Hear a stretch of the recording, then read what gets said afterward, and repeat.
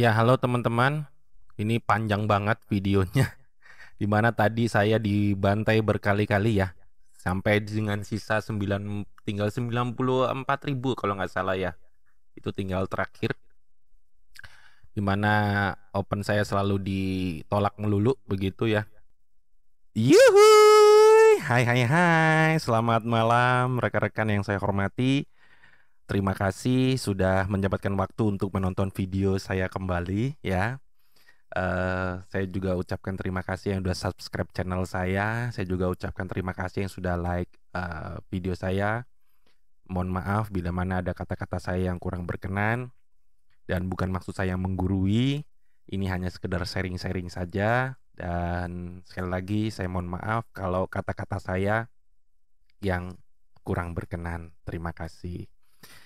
Nah, teman-teman, pada video kali ini saya ingin sharing saja karena memang ada yang bertanya kepada saya kembali. Dia DM saya di Telegram.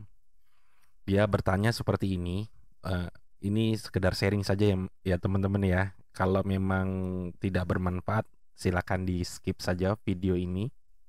Jadi dia bertanya, Om, trading itu bisa tidak sih dibuat sebagai pekerjaan utama? Nah, ini dia bertanya seperti itu. Ini termasuk jawaban susah-susah gampang begitu ya. Takut salah juga saya bilangnya. Saya bilang tergantung. Bisa dijadikan pekerjaan utama dan juga bisa dijadikan pekerjaan sambilan. Jadi fleksibel saja.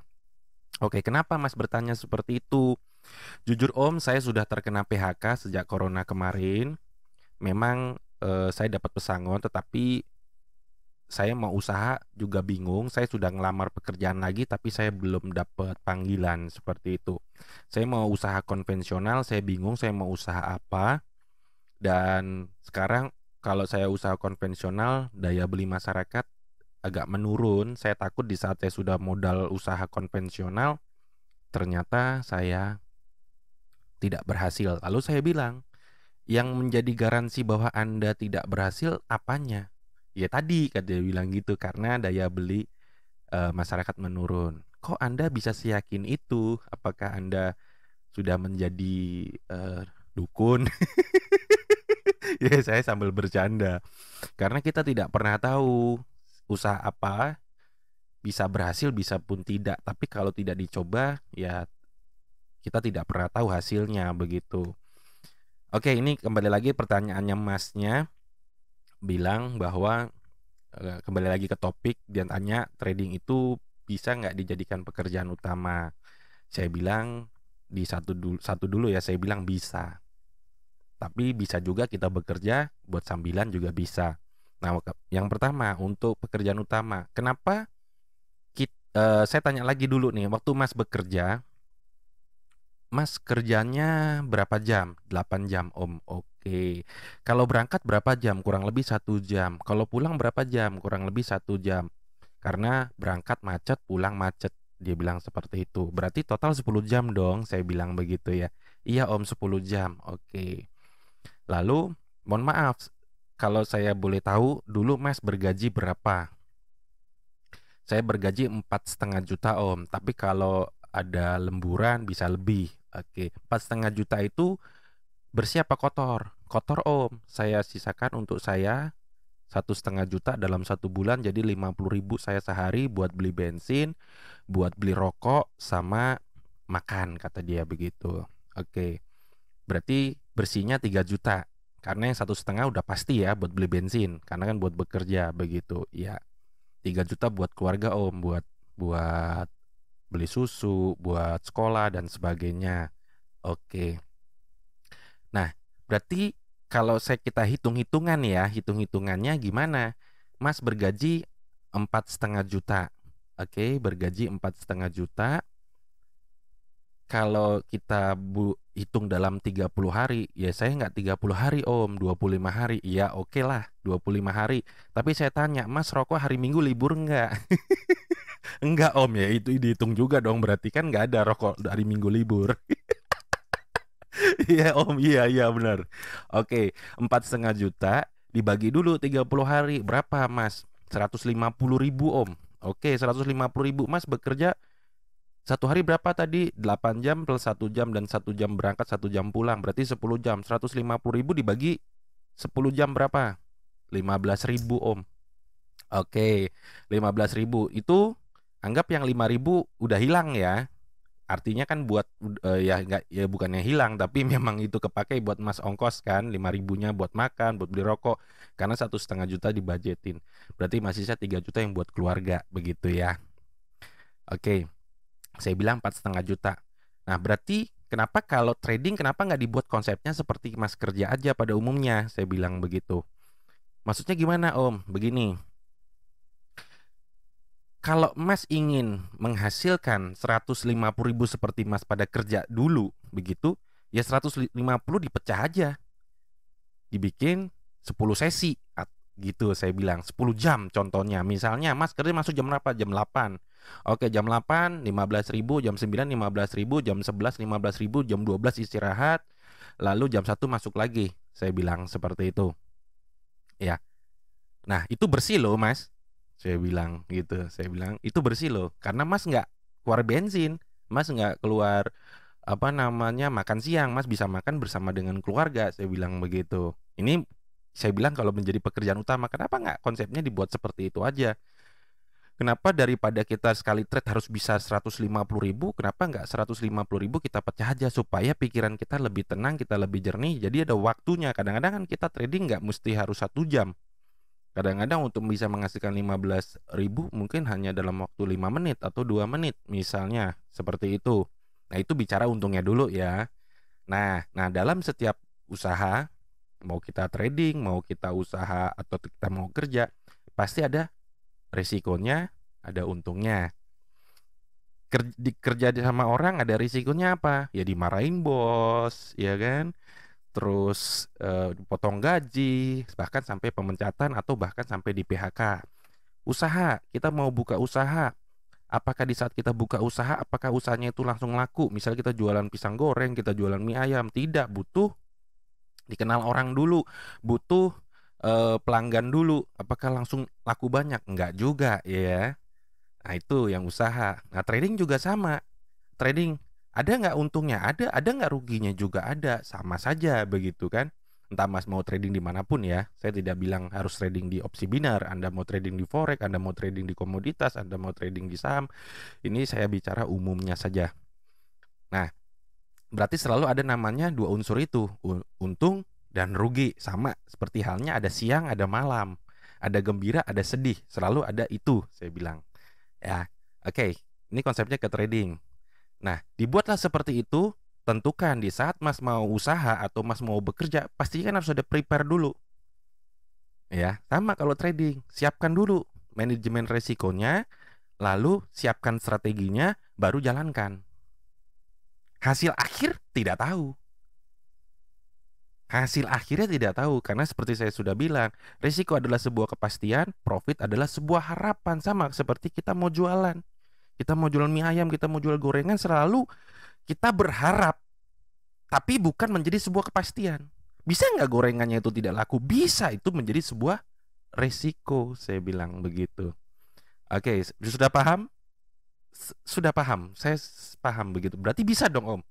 Ya, saya bilang bisa. Saya bilang bisa. Kalau salah saya mohon dikoreksi ya teman-teman ya. Bukan maksud saya menggurui. Saya bilang bisa. Tapi konsepnya disederhanakan saja. Seperti pada umumnya, daripada Mas sekali masuk ke perdagangan harus bisa mencapai 150.000. Kenapa nggak 150.000 kita pecah seperti orang kerja pada umumnya? Misal tadi 10 jam, ya jam 8 Mak. Contoh ya, jam 8 nggak mesti harus jam 8 begitu ya. Pokoknya dibikin 10 jam atau 10 sesi begitu. Supaya kita lebih tenang pikiran kita masih ada waktu untuk anak kita ada waktu untuk keluarga kita. Nah, itu dia. Nah, ya itu aja teman-teman ya. Ini hanya sekilas info. Mohon maaf kalau saya ada yang salah. Nah, sekarang Masnya pribadi sendiri sudah paham, sudah mengerti itu. Oke, jadi pada video kali ini saya akan membuat sebuah challenge ya buat diri saya pribadi. Saya sudah buat manajemen risikonya begitu, teman-teman. Jadi manajemen risikonya seperti ini. Teman-teman bisa lihat, manajemen risiko sama dengan manajemen profit. Ya, sebentar teman-teman. Ngopi dulu teman-teman ya. Ngopi dulu. Bismillahirrahmanirrahim. Nah, habis ngopi, ngudut dulu ya Kak. Ngudut sih gitu ya, biar ngomongnya lancar. Oh, nikmatnya hidup nih. Kalau kita bersyukur selalu ya. Jadi manajemen resiko sama dengan manajemen profit. Resiko kerugian 1, keuntungan profit 1.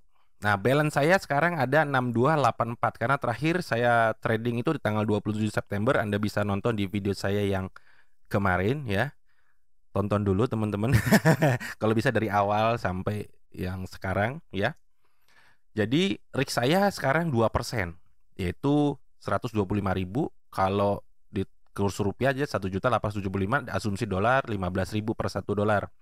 Target saya juga harus 2%, 1.875.000. Yang seperti saya bilang bahwa misalnya gue beli, misalnya saya beli salak, contoh ya. Salak ini saya beli harga 1.000. Kira-kira terus saya mau jual. Harganya gimana? Kalau saya jual 100, saya rugi dong. Bener nggak? Berarti saya rugi 900. Minimal saya jual juga 1.000. Saya beli 1.000, saya jual 1.000. Syukur-syukur saya jual 2.000 atau saya jual 1.500. Sama dalam trading juga begitu. Kalau misalnya risiko Anda 1 juta, lalu Anda hanya profitnya 50.000. Bisa jadi hari pertama, hari kedua, hari ketiga 5 untung. Hari ke-7 habis. Bisa nggak faktor kerugian itu? Bisa terjadi. Tetapi kalau kita risiko set minimal 1:1, hari pertama dapat 1, hari kedua 1, hari ketiga 1, hari keempat 1, hari kelima 1, dan hari ke-6 ternyata rugi jebret, kita masih untung berapa? Masih untung 5. Makanya idealnya 1:1, syukur-syukur 1:2. Kalau kita bisa untung 1:2, di saat kita merugi sampai 6 kali dan kita hanya untung 4 kali, kita masih untung 2 kok. Karena kita 1:2. Paham gak maksudnya ya? Mudah-mudahan paham ya. Jadi kalau kita rugi 6 kali, tapi dalam 4 kali kita benar dan keuntungan kita 1:2, kita masih untung 2. Coba aja dihitung. 2 kali 4, 8. 8 dikurangi 6, masih untung 2. Begitu. Nah, ini dia. Nah, pada video kali ini saya akan membuat sebuah challenge buat saya pribadi ya, teman-teman ya. Jadi, nantinya saldo saya akan saya tarik. Saya akan sisakan seperti ini, tetapi saya buat manajemen trade-nya ini, Anda bisa download di deskripsi YouTube ini kalau memang bermanfaat. Saya buat sampai dengan 13 level. Di mana 13 level ini total risk-nya itu sampai dengan 1.450.000 atau sekitar 96 US dollar. Mungkin nanti saya sisakan 100 US dollar. Karena saya ingin yang seperti Masnya tadi bilang gitu loh. Yang kenapa nggak kita sederhanakan, kita buat seperti orang kerja pada umumnya. Berarti target profit saya harus 1:1 juga. Seperti ini. Saya buat 13, tadinya kan 9. Saya buat 13 biar lebih tenang. Modal saya adalah 1.450.000. Karena kalau dihitung total sampai dengan 13, itu 1.450.000. Jadi trigger awal 20.000. Kalau saya rugi saya masuk ke 26.000. Kalau saya untung saya lipat jadi 52.000. Kalau di 52.000 ini saya rugi, saya masuk ke 33.000. Saya untung, saya lipat lagi ke 66.000. Kalau sampai 13 kali ini nggak ada untungnya, ya harus mandi kembang, bos. Mandi kembang. Berarti lagi apes, itu rugi gitu istilahnya ya. Jadi saya mau dibuat sederhana. Target profit saya 1.450.000 juga dong, 1:1. Yaitu saya buat 10 sesi seperti yang tadi saya bilang. Sebagai challenge gitu loh. Apa yang saya omongkan harus saya buktikan gitu. Jadi sesi pertama target saya hanya 145.000. Di total 10 sesi berarti 1.450.000. Artinya per sesi itu 9,6 dolar. Begitu, teman-teman. Ya, biar apa yang saya omongkan bisa nggak terbukti gitu. Ya, mudah-mudahan terbukti. Harusnya bisa, karena di video saya yang kemarin pun saya bisa terbukti. Dan ini pun saya memberi contoh, bisa nggak ini terbukti sebagai pekerjaan utama. Artinya ini kan saya meresikukan hanya 2% dari balance saya sekarang. Hanya 2%. Kalau ini sampai rugi, ya mau nggak mau saya deposit lagi. Seberapa? Ya sebesar ini lagi. Sebesar ini lagi, nanti tinggal diakumulasi dalam satuan minggu atau dalam satuan bulan. Begitu, teman-teman ya. Jadi sudah paham ya. Jadi ini teman-teman nonton dulu di video saya sebelumnya supaya bisa paham di video sekarang, begitu ya. Oke, ini saya mau tarik dulu karena untuk hari ini memang saya belum melakukan perdagangan sama sekali, teman-teman. Saya ingin memberi contoh, apa yang saya ucapkan itu harus saya buktikan. Begitu. Dan saya berusaha agar masuk akal dan realistis aja, begitu ya. Oke, saya mau tarik dulu, teman-teman. Berarti saya akan tariknya ini 6184. Saya bulatkan menjadi 100 dolar lah, 100 dolar ya. Berarti saya mau tarik 6184, berarti ada sisa 100 US dollar. Ya, saya pakai jaringan TRC20. Oh ya, ada juga yang bertanya bagaimana cara depositnya. Jadi begini, saya menggunakan USD Tether TRC20 yang ini. Karena di Quotek ini, teman-teman, saya pakai Indodax. Bisa juga pakai toko kripto atau pakai Binance. Tinggal daftar aja di Play Store ada. Begitu. Itu juga sudah saya kasih link resminya di deskripsi YouTube ini untuk toko kripto atau Indodax. Toko kripto lah yang lebih enak begitu ya. Menurut saya toko kripto, tapi Indodax juga nggak masalah, Binance juga nggak masalah, pakai Thrift juga nggak masalah. Yang penting ini hanya sebagai pihak ketiga saja. Jadi daftar di toko kripto atau di Indodax begitu. Nanti tinggal dari kita sudah deposit pakai bank lokal ke toko kripto, nanti dari toko kripto didepositkin dikirim ke Quotek. Nanti Quotek kalau kita mau tarik masuk dulu nih ke Indodax atau ke toko kripto. Nanti dari toko kripto baru ditarik lagi ke mana? Ke rekening kita, begitu. Sebetulnya hanya cuma ribetnya di situ aja, begitu ya. Ribetnya di situ, begitu. Cuman nggak tahu, katanya sih nantinya akan ada bank, saya baca di grup ya, ada bank lokal kalau kita melakukan apa ya, deposit sama penarikan begitulah. Tapi saya nggak tahu lah, pokoknya hanya seperti itu yang saya tahu. Oke, kita melakukan penarikan. Berarti di sini saya tarik 6184 pakai USD Tether, jaringan TRC20. Saya ambil dompet walletnya dulu.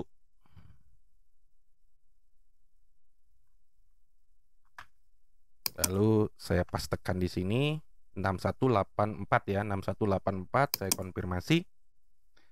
Dan saya pakai authenticator 2 langkah ya biar aman akun kita.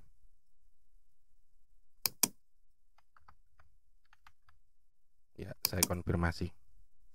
Nah, ini saya tarik sisa 100 US dollar, di mana saya awal deposit menggunakan USD Tether itu 5.000, saya sudah tarik 1.100 dan 1.500. Berarti saya sudah ada 2.600 ditambah ini 1.184. Berarti 1.184 ditambah 2.600. Berarti saya sudah membukukan keuntungan 3.784 US dollar dan modalnya sudah saya tarik di sini ya. Sudah saya tarik di sini.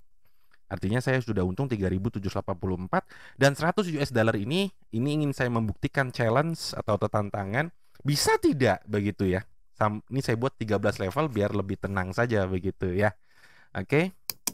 Nah, saya harus disiplin dong gitu ya. Disiplin sama money management di sini. Saya harus bisa menghasilkan 1:1, tapi nantinya kita buat 10 sesi. Mungkin ada yang kalau nggak nyampe ini istirahat dulu, nanti masuk lagi, istirahat dulu, begitu ya, entah 15 menit, entah 10 menit, yang ngopi dulu lah, ngerokok dulu lah, begitu ya teman-teman ya. Oke. Nah, sekarang saya menggunakan strategi SCGM ditambah dengan support resisten, lalu ditambah, ini saya rubah dulu ya, berarti saya rubah ke rupiah.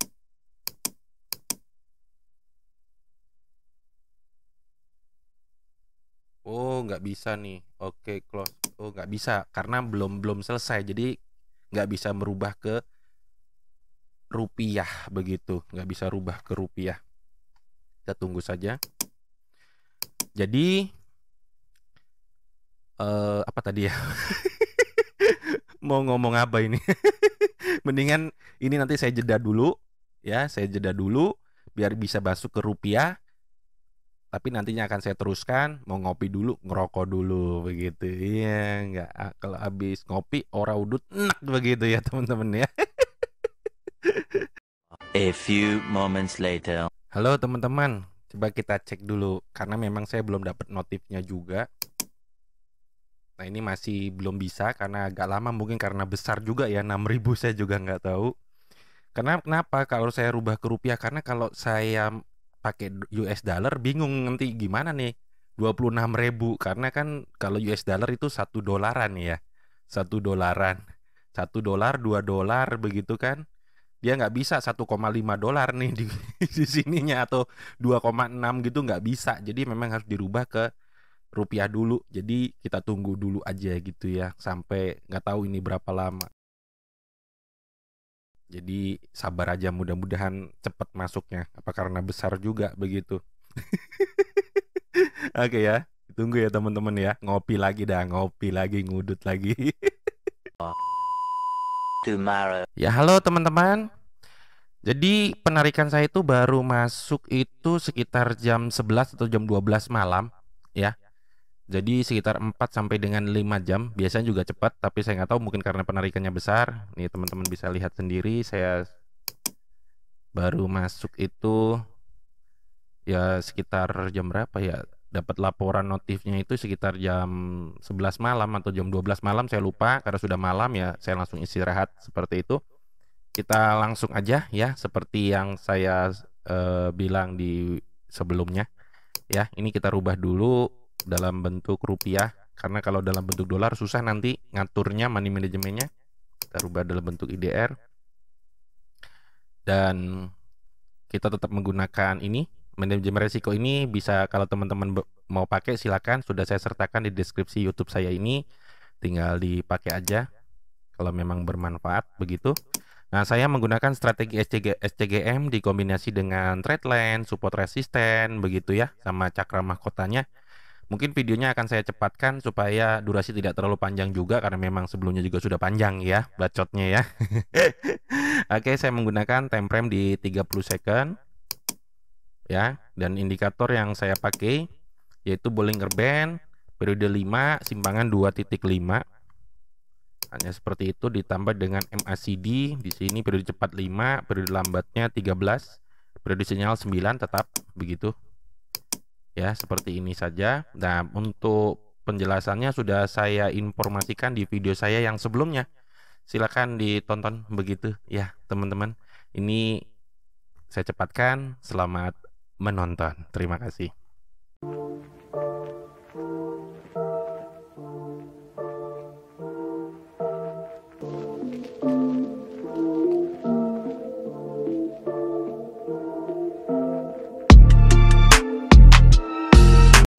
Ini saya kenapa open naik, posisinya dia sudah breakout ya.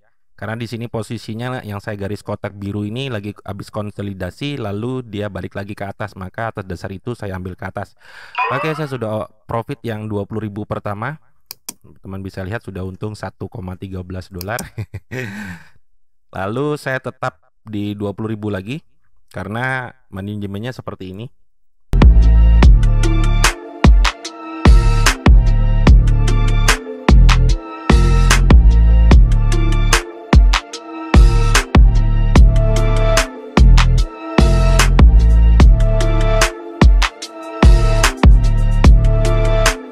Ini saya masuk di level 2 karena di trigger tadi rugi. Ini di sini 20.000 menjadi 26.000 ya. Kalau saya untung, saya kali 2 menjadi 52.000.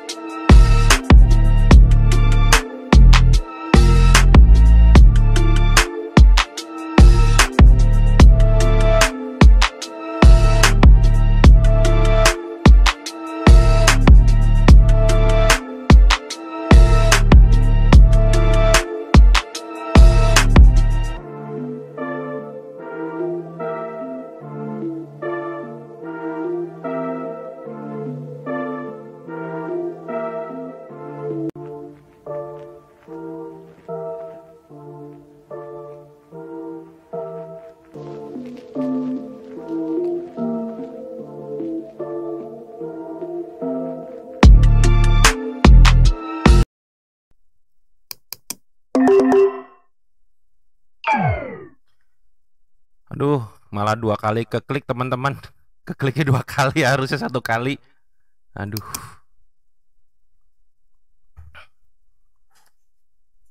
Efek tangan itu cepat gitu ya, jetrek gitu, harusnya 1 kali nih.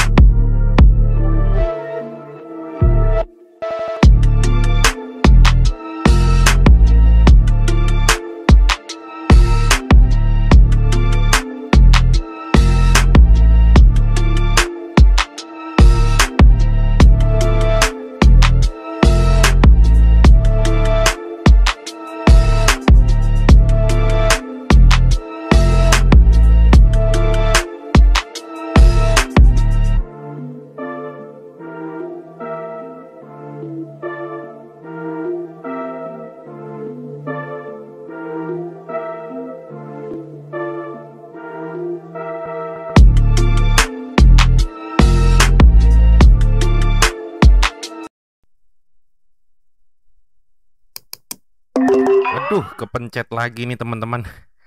Kepencet lagi langsung double lagi, aduh. Mudah-mudahan ini profit ya, mudah-mudahan ini profit. Kepencet lagi. Kepencet double lagi, aduh.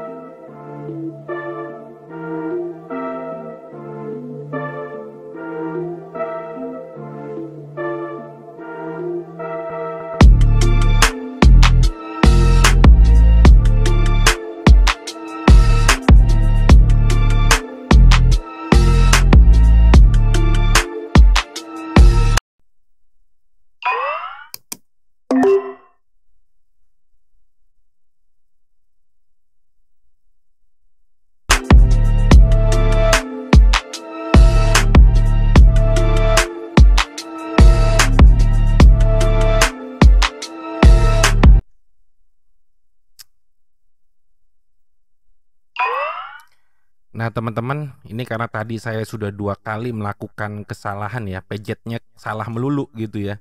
Harusnya 33.000 2 kali, yang harusnya berapa itu 100.000 jadi 2 kali. Mungkin di sini saya akan masuk langsung di level ini aja, di level 10 sampai dengan sini.